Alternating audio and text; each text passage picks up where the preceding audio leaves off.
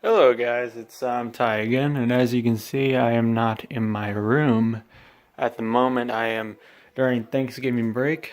I am going to be at my where me and my grandparents and my uncle and my brothers, my sister, my dad, my uncle's wife and their kids. We're going to be staying at this little cabin place in Tennessee, that is not where they live. They live in Arizona, but um, talk if you haven't heard of Talk, maybe you've heard about them. If Well, I mean, obviously, if you looked at this video, they're more experimental stuff. But when they first started, this is an interesting group, and a really, really interesting group, in my opinion. Because when they first started, they were a synth pop group. And they had a hit single called It's My Life, which got them a lot of commercial success and all this stuff. And then later, in the 80s, they switched, like really late 80s, they released an album called Spirit of Eden. They had an album that was kind of approaching their style. They created a genre of music called post rock. And if you guys probably didn't know, if you like post rock, I guess maybe you knew, but they created a genre of music called post rock, which is kind of almost like using rock for rock purposes, if that makes sense. It's kind of like progressive rock where it builds up and it's all this stuff, but it kind of it's a little hard to explain. Usually the songs are really lengthy, and we'll have little field recordings or sound collages, stuff like that. But Godspeed You Black Emperor is an example of post rock. So is Slint, Swans, Sigur Rós, stuff like that.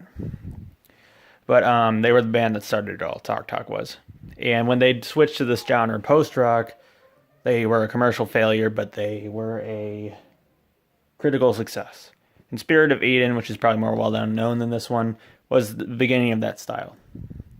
Except down a colorful hill kind of symbolize they may go in a direction like that. And then they released this one, Laughing Stock, which I personally think is even better in the early 90s, and then they broke up. And this, in my opinion, is one of the best albums of the 90s, and easily the group's best. In my opinion, that and Spirit of Eden.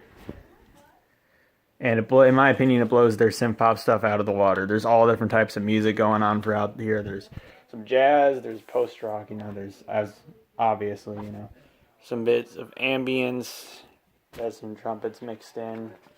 It's a beautiful, beautiful album, and a lot of the album has biblical themes. So did Spirit of Eden. Like Spirit of Eden is kind of like about Genesis and the Bible. And this one's almost about Noah's Ark. As you can see, there's a track called After the Flood, which is actually a beautiful, beautiful song. It's probably my favorite song on it. Ascension Day is really good too. It's Newgrass. I think I like all the songs, honestly.